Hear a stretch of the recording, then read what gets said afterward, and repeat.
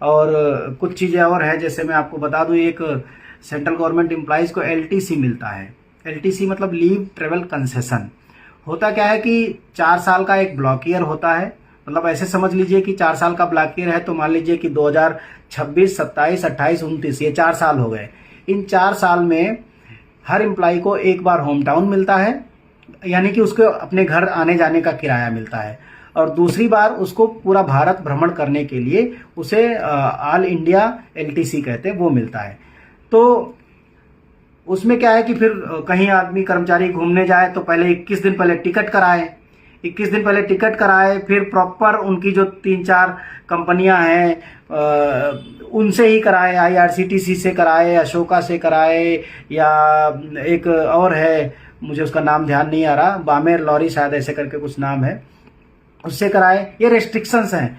फिर वो जाए तो उसका ट्रेन का कौन सी ट्रेन लेगा, इतने दिन पहले टिकट कराए, तमाम फॉर्मेलिटीज हैं। फिर जब वो बिल लगाता है तो कई कई महीने तक उसको बिल का पेमेंट नहीं हो पाता।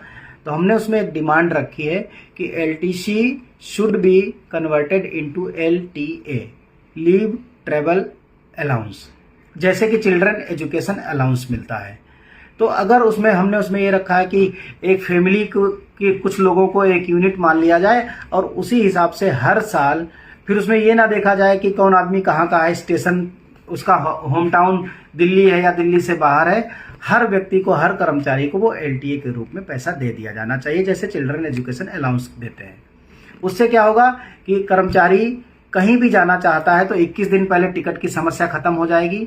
वो चाहे तो अपनी कार से, अपने पर्सनल कन्वेंस से ट्रेवल कर सकता है। तो ये हमने डिमांड रखी है। उसमें कुछ चीज़ें और बनाई हुई है कि कैसे कैसे वो भुगतान सरकार करेगी, उन सारी चीज़ों को हमने रखा हुआ है। बड़े भाई भरत पटेल जी भी जुड़ गए हैं, आपको भी नमस्कार मेरा। तो वो हमने एक डिमांड रखी हुई है। तो ये टीचर्स के लिए। फिर हमारे उत्तर प्रदेश के साथी जो गए थे, उन्होंने पे कमीशन में भी, हालांकि पे कमीशन के परव्यू से ये बाहर की चीज़ थी, लेकिन अंकुर त्रिपाठी जी ने वहाँ पर ये बात रखी कि सर टीचर्स इस समय मतलब जो 20-20 साल, 25-25 साल सेवाएं दे चुके हैं, अब उनसे ये कहा जा रहा है कि अनिवार्य रूप से टीटी पास करें। तो ये तो उनके साथ बीच में नियम कायदा कानून बदल दिया गया। तो उन्होंने साफ बोल दिया कि नहीं ये हमारे परव्यू में नहीं है, उस पर हम बात नहीं करेंगे। तो उन्होंने कहा लेकिन फिर भी टीचर्स की समस्या तो है, समस्या के तौर पर नोट कर लीजिए। तो उन सारे मुद्दों को भी हम लोगों ने वहाँ पर रखा।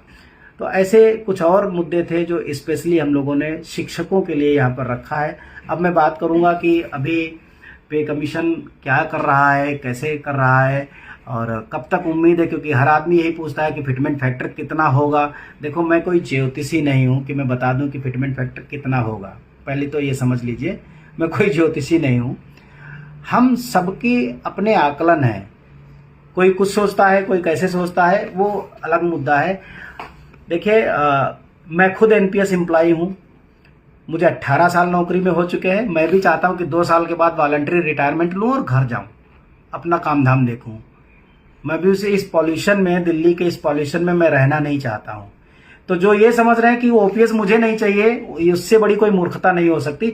सबसे पहले ओपीएस मुझे ही चाहिए, क्योंकि मुझे पता है ना ओपीएस की वैल्यू, और मुझे ये पता है कि ये मिलेगी कैसे, स्क्रैप करके मिलेगी या कैसे मिलेगी, ये भी मुझे पता है बेहतर तरीके से, क्योंकि रोज इसी पर रिसर्च करता हूँ, रोज स्टडी करता हूँ कि कुछ रोज नए नए तरीके ईजाद करने की कोशिश करते हैं। इस पर बहुत सारा काम किया है।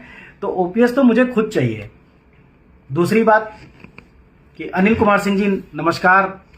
तो आप केंद्रीय विद्यालय से हैं अनिल कुमार जी, बड़ा अच्छा लगा कि आप जुड़े हैं इस पर, हमारे प्लेटफॉर्म पर। तो अभी हम 6 सितंबर को पे कमीशन पे पहले मैं बात कर लेता हूं कि पे कमीशन, पहले मैं कहूंगा कि पे कमीशन बहुत स्पीड में काम कर रहा है। 140 करोड़ की पॉपुलेशन में 50-60 लाख सेंट्रल गवर्नमेंट एम्प्लॉयज़ हैं और 60-65 लाख सेंट्रल गवर्नमेंट पेंशनर्स हैं, जिनके मुद्दों को पे कमीशन सुन रहा है, उन पर काम कर रहा है।